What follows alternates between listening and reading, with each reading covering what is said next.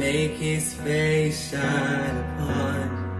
Be gracious to you.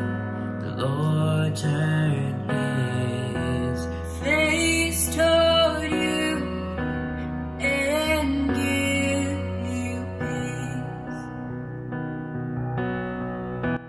Hi, Ate Pai. Good afternoon. I just have one question for you about motherhood. As a mother, what is one thing you have done that you never thought you could actually do at first? Para sa akin, yung one thing that I have done that I never thought that I could do is actually giving birth in the house, because I only gave birth in our house. I did not go to the hospital to give birth. So tapos ano lang ako noon, 17 years old. So wala akong alam. Pero ang swerte lang din ako kasi my parents were so supportive of me when I was having the labor, and then it was sudden. Maybe God's grace na din na mabilis siya. Na pagising ko sa umaga, yun na yun, tanghali, tapos na. So parang, and it happened 5 days after my graduation in high school.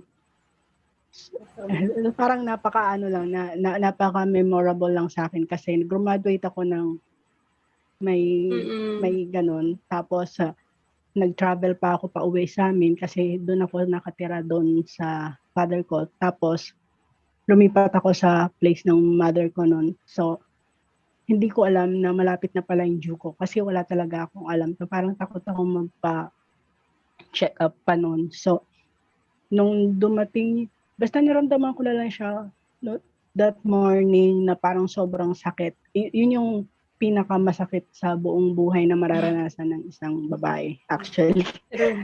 Sabi nila, naranasan ko na siya, so alam ko na kung ano yung sakit na yun. So, ayun, hindi ko sukat akalain magagawa ko yun, pero nagawa ko. And I'm proud of it. And kasama na rin doon yung pagbuhay ko sa anak ko na mag-isa hanggang ngayon. Na I don't have anyone with me to help. Yeah, mother and father rolled into one. Yun lang. Thank you, Ate Pai. Hi, Amy. Good afternoon. I just have a couple of questions here for you about motherhood. As a new mother, what was the exact reaction you had when you knew that you're pregnant, and what has been the biggest change so far that happened when you had your baby Jax? I actually cried. I cried not because I wasn't ready, but I cried because that's what I and my partner wished for. Alam mo naman yan, madam. Yes, alam diba? ko yan. So, yeah, and actually my partner is now my husband. For how many years that we are living together, we never had a baby, and I did not expect din na magka-baby, though we tried, because when I went to our hometown, nagpahilot kasi ako, and then the maghihilot said that I cannot be pregnant even though we tried because my uterus is so low. So we did not expect talaga. And then pandemic came, the lockdown came, and then yeah, we got a surprise. We got surprised for the good news, and that's we know that it's God's gift talaga. And then for the next question, I think the biggest change that happened to me is that I became more patient.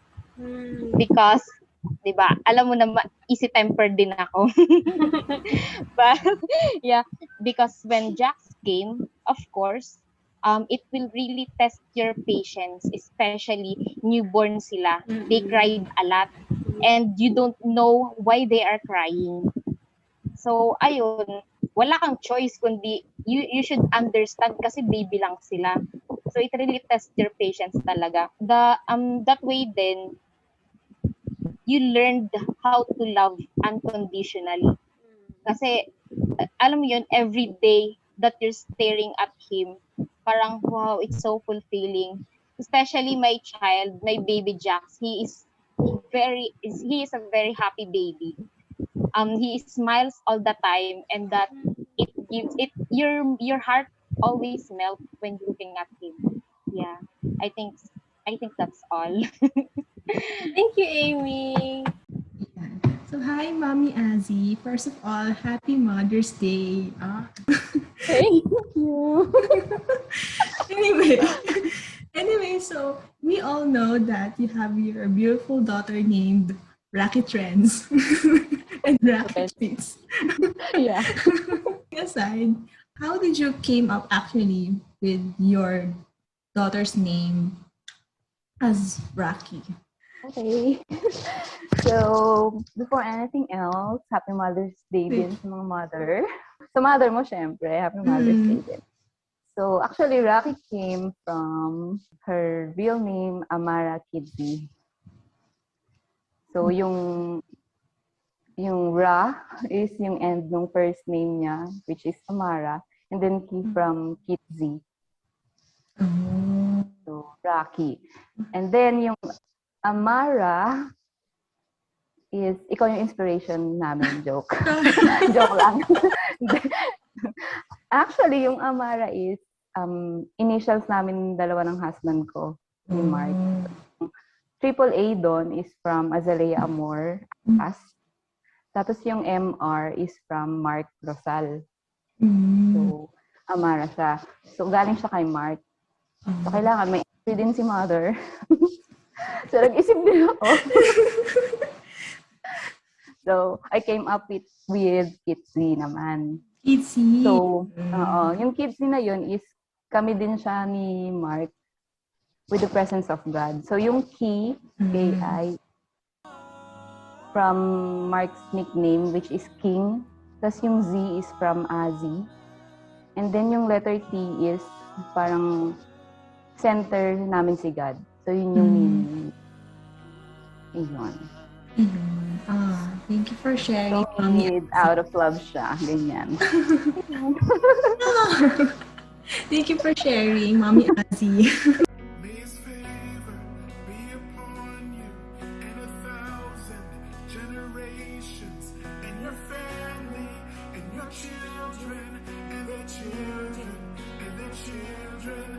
May His favor be upon you and 1,000 generations, and your family, and your children, and their children, and their children. Hi, Ate D. I have a question for you. So, what advice do you have for your children about raising kids, and what do you want them to remember? For me, one thing lang siguro. Don't feel that we do have favoritism kasi yun yung simula ng telos yung may favoritism. So, dapat walang favoritism, walang comparison. Don't compare them kasi iba-iba sila. So, ayan. Saka, sakyan mo lang sila. Parang ganun. Sakyan mo sila kung ano yung mga trip-trip nila hanggang kaya mo para maging open sila. Ayun lang. And never na magtatanim ng sama na loob sa bawat isa. Yun lang. Thank you, Ate D. Hi, Angie. Hi. Hi. I have a question. What surprised you about being a parent, and what do you want your kid to remember about you? I want my kid to remember na kahit we're miles away, hindi ko single day and mahal na mahal ko siya. Medyo mahirap yung situation kasi, and it's different from other parents out there kasi yung sitwasyon namin is magkalayo kami, magkaiba kaming bahay. So, yung parents ko yung nag-aalaga sa kanya. Pero, believe din ako sa pag-aalaga ng magulang ko sa kanya kasi God-fearing siya and binabasahan siya ng yung mga storybooks before going to bed, yung about Jesus, ganyan. And nakakaaliw lang kasi, um, alam mo yun, yung talagang, yung manama is parang bigla ako naniwala kasi nagulat ako, pati siya, mahilig drawing, mahilig din ako mag-drawing ng bata ko, sketch, ganyan. Feeling ko mas magaling siya sa akin kasi nag-animation siya ngayon. Ang taray. Kaya nga eh. So, ayun, pinupush lang namin siya doon. And yeah, hopefully, kung yun talaga yung gusto niya, isusupport ko naman siya paglaki niya. And looking forward na makasama ko siya soon. Okay. And I think iba kasi yung feeling ng yung parent. Yung talagang physically magkasama kayo. Yes, of Tapos course. yung Iba talaga. inaalagaan mo ganun. Parang naman yung ganun kasi all these years magkalayo kami. Pero ayun. Okay. Thank Thank you. you. Hi, Ate Joy. As a mom, what do you want your kids to remember about you? Sa sitwasyon as teenager na sila, gusto kong ma-remember nila na family talaga ang importante sa amin. Kagaya ngayon, sa sitwasyon namin ngayon na kailangang maging strong para sa kanilang dalawa. Yung gano'n. Ganun. Thank you. Ala siya! May His presence go before you and behind you and beside you, all around you and within you. He is with you. He is with you. So, Mommy Ingrid, can you share to us what's the best part of being a mother and what do you want Yafa or your future kids to remember about you? Thank you for that wonderful question. For me, the best part siguro ng pagiging mother is the moment I saw Yafa. The very first time I saw her. Kasi parang iba talaga yung feeling nung nakita ko siya nung first time. And nung nakita ko yung mukha niya, narinig ko siyang umiyak. Parang that was the most happiest moment of my life. And yung pangalawa is, yung gusto ko talaga na ma-remember sa akin ni Yafa is yung mga values din na natutunan ko from my parents. Gusto ko rin na maipasa sa kanya. And also, yung number one is yung love for God talaga. Na i-priority niya yung Panginoon or yung Lord, buhay niya. And all the things na mga gusto niya mangyari sa buhay niya is for sure magkakaroon ng katuparan. Mommy Yen, can you share to us what's the best part of being a mother and what do you want Zafi or your kids to remember about you? Actually, the best part of being a mother, madami. Unang-una is, actually, you have your daily inspiration. Kasi, alam mo yun, pag yung life is, life is tough. Tapos parang, ang rough na nung nangyayari sa life mo. Parang hindi mo na alam yung gagawin mo sa life mo. Tapos parang lahat kine-question mo na. Tapos parang pagdadaan lang, parang biglang dumaan lang yung anak mo, ganun. And then okay na. Okay na lahat. Alam mo yun, parang biglang naalam, ito nga pala yung purpose ko. So parang you have your daily inspiration. Actually, hindi nga lang daily, parang every minute of the day may inspiration ka. Pag gusto mo nang gumib up, biglang makita mo lang siya, and then ayaw mo na. Parang gusto mo na ulit mag-live sa life, ganun.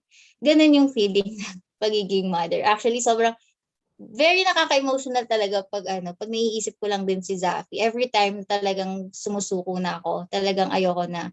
Kasi every time na umiyak ako, bigla siyang lalapit sa akin, tapos yayakapin niya ako na, Mommy, are you okay? Gaganon siya. Ganon siya ka-sweet na parang, grabe naman Lord, parang bakit ganito yung anak ko na parang suddenly, okay ka na. Kasi ando na siya, biglang siya mismo, alam na niya may problema ka. Yayakapin ka lang niya. Tapos yun, you're okay na. Parang di ba, parang alam mo na yung purpose mo. And for me, yun yung pinaka the best talaga na pagiging nanay. Parang, parang lahat kaya mo na. nagiging strong ka, nagiging brave ka, yung mga bagay na hindi mo alam na kaya mo, biglang kaya mo palang gawin. Ganun. And siguro, kay Zafi, I want her to remember me as a mom na nagbibigay ng courage sa kanya. Gusto ko ako yung lagi niyang sasandalan. Ako yung lagi niyang tatawagin pag yung times na feeling niya nagno-no na lahat sa kanya. Gusto ko ako, doon niya ako maaalala sa times na talagang hindi niya na alam saan siya pupunta. Gusto ko maalala niya ako as a mom that gives her the courage to do all the things that she wants. Kasi me personally, hindi naman ako super close with my parents. Pero yun yung gusto kong maranasan ng anak ko na as a friend, as a mom, nandito ako sa kanya. So yun lang. Okay, boss. What is the most rewarding thing about raising kids? Tough question. There are, because you can say that, just seeing them healthy is actually already a reward. There's a lot of rewards to it. But I think for me, the most rewarding is when I see them grow up as good persons. I would keep this short, but I would like to share something that really touched my heart when Ezra was still in kinder, right? Or yeah, just 5 years old. And then there was, of course, there were reviews every quarter in school, right? And the written review of him said that Ezra is starting to be stepping up and being a leader in the class. And what touched me the most was the sentence what it said. Ezra actually is the first person who would always say, "Are you okay?" if some of the children would cry or would get hurt or would feel like they're failing at something. Ezra is always the first one to approach the kid and ask how they feel. So, and that for me is very rewarding because as they grow up, me kasi as a mom, I am not the type of mom who would aspire for them to have excellent grades or whatever. That's why I made them go to a Montessori school where there are no grades. It's really building you to be a person in real life. Ganun kasi sa Montessori, it's like preparing you for life. Yeah, it's preparing you for the real world and not, the books and the numbers or the letters, but it's the real life. And I feel like it's working for them, and I would hope that they're really good people as they grow up. But I can see that now. So that's the reward for me because that's the most important thing in this world, I guess. You will succeed if you're a good person overall. No matter how brilliant you are, if you're not a good person, you will not go anywhere. You have to be a good person all the time. Yun. And I thank you.